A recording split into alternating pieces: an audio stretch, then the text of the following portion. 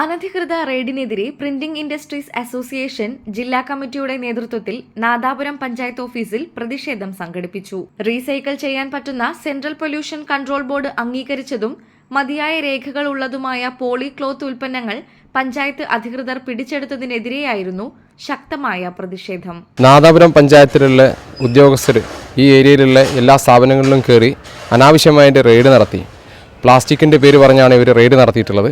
ഇവിടെ പ്രിൻറ്റിംഗ് ഷോപ്പുകളിലൊക്കെ ഉപയോഗിക്കുന്ന മെറ്റീരിയലുകൾ റീസൈക്കിൾ ചെയ്യാൻ പറ്റുന്ന മെറ്റീരിയൽ പ്രിൻ്റ് ചെയ്തിട്ടും അതൊന്ന് തുറന്ന് നോക്കി പരിശോധിക്കുക പോലും നോക്കാതെ, ഇതിൻ്റെ സർട്ടിഫിക്കറ്റോ കാര്യങ്ങളോ നോക്കാതെ ഇവർ ഒരു രേഖയുമില്ലാതെ പിടിച്ചെടുത്ത് കൊണ്ടുപോവുകയാണ് ചെയ്തിട്ടുള്ളത്.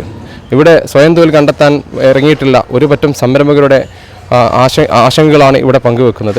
ഇവിടെ വന്ന് ഞങ്ങൾ ഉദ്യോഗസ്ഥരായിട്ട് സംസാരിക്കുകയും ഇതിനെക്കുറിച്ചിട്ട് കാര്യങ്ങൾ സംസാരിക്കുകയും ചെയ്ത സമയത്ത് ഇവർക്ക് കൃത്യമായ മറുപടിയില്ല. സെക്രട്ടറിയെ വിളിച്ചിട്ട് ഫോൺ സ്വിച്ച് ഓഫ് ചെയ്ത് സെക്രട്ടറി ഇങ്ങോട്ട് വരാതിരിക്കുന്ന ഒരു സാഹചര്യമാണ് ഇപ്പോൾ ഇവിടെ ഉള്ളത്. ഇപ്പോൾ വ്യവസായ സൗഹൃദ കേരളം എന്ന് പറയുകയും എന്നാൽ ഒരു പറ്റം വ്യവസായികൾ ഇപ്പോൾ ഞങ്ങളെ ബിസിനസ് നടക്കുന്ന ഏറ്റവും നല്ല സീസൺ ടൈമാണ്. ഈ സീസൺ ടൈമിൽ പോലും ഒരു പഞ്ചായത്തിൻ്റെയും മുന്നിൽ വന്നിട്ട് നിൽക്കേണ്ട ഗതികേടാണ് ഇപ്പോൾ ഇവിടെയുള്ള ഈ വ്യവസായികൾക്ക് ഉണ്ടായിട്ടുള്ളത്.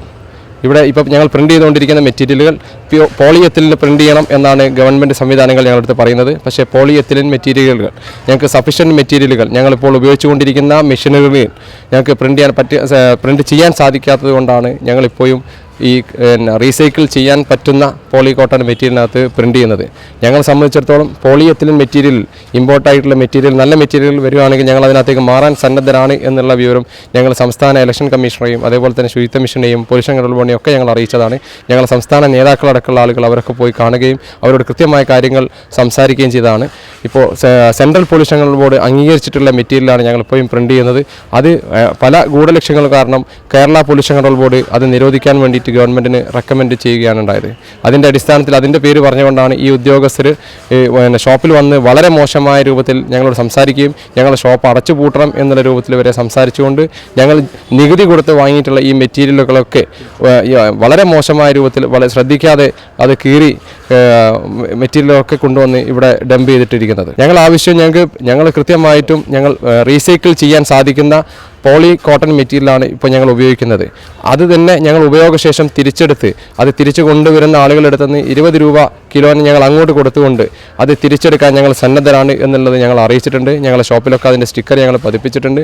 അത് ഞങ്ങൾ ഇലക്ഷൻ കഴിഞ്ഞാൽ അത് പിറ്റേ ദിവസം മുതൽ ഞങ്ങളത് വന്ന് കളക്ട് ചെയ്ത് അത് സീറോ വേസ്റ്റിലേക്ക് കൺവേർട്ട് ചെയ്യാനോ അല്ലെങ്കിൽ റീസൈക്കിൾ ചെയ്യാനോ വേണ്ടിയിട്ടുള്ള സംവിധാനത്തിലേക്ക് ഞങ്ങൾ കൊണ്ടുപോകാൻ ഞങ്ങൾ സന്നദ്ധരാണ് എന്നുള്ളതും ഈ ഗവൺമെൻറ് സംവിധാനത്തെ ഞങ്ങൾ അറിയിച്ചതാണ്. ഒരു പ്രത്യേക കമ്പനിയുടെ ഉൽപ്പന്നം വാങ്ങണമെന്ന ഉദ്യോഗസ്ഥരുടെ നിലപാട് അംഗീകരിക്കാൻ കഴിയില്ലെന്ന് സംഘടന വ്യക്തമാക്കി.